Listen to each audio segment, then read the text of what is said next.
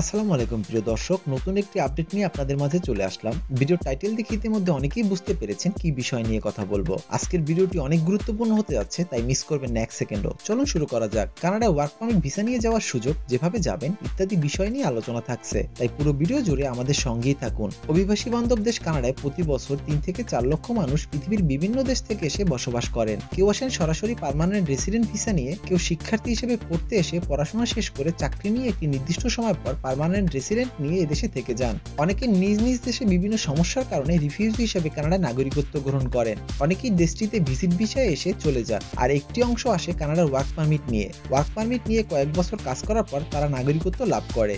তবে work permit নিয়ে যারা কানাডায় আসতে চান, তারা অনেকেই কানাডার ভেতরে ও বাইরে থাকা মানুষদের দ্বারা প্রতারিত হন। এ কারণে প্রতারণার হাত থেকে কিভাবে বাঁচবেন আর কিভাবে ওয়ার্ক পারমিট পাওয়া যায়, এই বিষয়টি ভালোভাবে জেনে নিতে হবে। কিভাবে ওয়ার্ক ভিসা হয়? অনেকেই মনে করেন কানাডার ওয়ার্ক ভিসা নিয়ে সরাসরি আসা যায়, তারপরে কানাডায় এসে কাজ খুঁজে নিতে হয়। ব্যাপারটা আসলে এতটা সহজ নয়। এখানে চাকরির বাজারে চাহিদার উপর ওয়ার্ক ভিসা নিয়ে আসতে হয়। এক্ষেত্রে কোনো কোম্পানি যদি একটি চাকরির জন্য কানাডা থেকে লোক খুঁজে না পায়, শুধু তখনই তারা বিদেশ থেকে ওই চাকরির জন্য লোক আনতে পারে। সেক্ষেত্রে প্রথমে তারা কানাডায় বিভিন্ন চাকরির ওয়েবসাইটে বিজ্ঞাপন দেবে। কয়েকবার বিজ্ঞাপন দেওয়ার পরও যদি কাঙ্ক্ষিত লোক না পায়, এরপরে তারা সরকারের কাছে আবেদন করে কানাডার বাইরে থেকে ওই কাজের জন্য লোক আনতে পারে। ওয়ার্ক ভিসা নিয়ে কানাডায় আসার জন্য পৃথিবীর অধিকাংশ দেশ থেকে মানুষ অপেক্ষা করে। এই ধরনের চাকরির খবর www.indeed.com এই ওয়েবসাইটে থাকে। আরও কিছু ওয়েবসাইট থাকে। এই ধরনের চাকরির ওয়েবসাইটে গিয়ে labour market impact assessment LMIA লিখে সার্চ দিলে চাকরিগুলো পাবেন। আপনার রেজুমে বায়োডাটা যদি তাদের পছন্দ হয়, তাহলে তারা আপনাকে ইন্টারভিউর জন্য ডাকবে। ইন্টারভিউগুলো অনলাইনে হয়ে থাকে। আপনাকে যদি তারা যোগ্য মনে করে, তাহলে তারা আপনাকে নিয়োগ দেওয়ার আগে সরকারের কাছে LMI এর জন্য আবেদন করবে। এরপর সরকার আরেক দফা যাচাই বাছাই করবে। কানাডার সরকার দেখতে চাইবে ওই কোম্পানি সঠিক লোক নিয়োগ দিচ্ছে কিনা, নাকি ওই কোম্পানি টাকার বিনিময়ে বিদেশ থেকে লোক আনছে। যাচাই বাছাই করার পর যদি সরকার আপনাকে যোগ্য মনে করে, তবে LMIA ইস্যু করবে।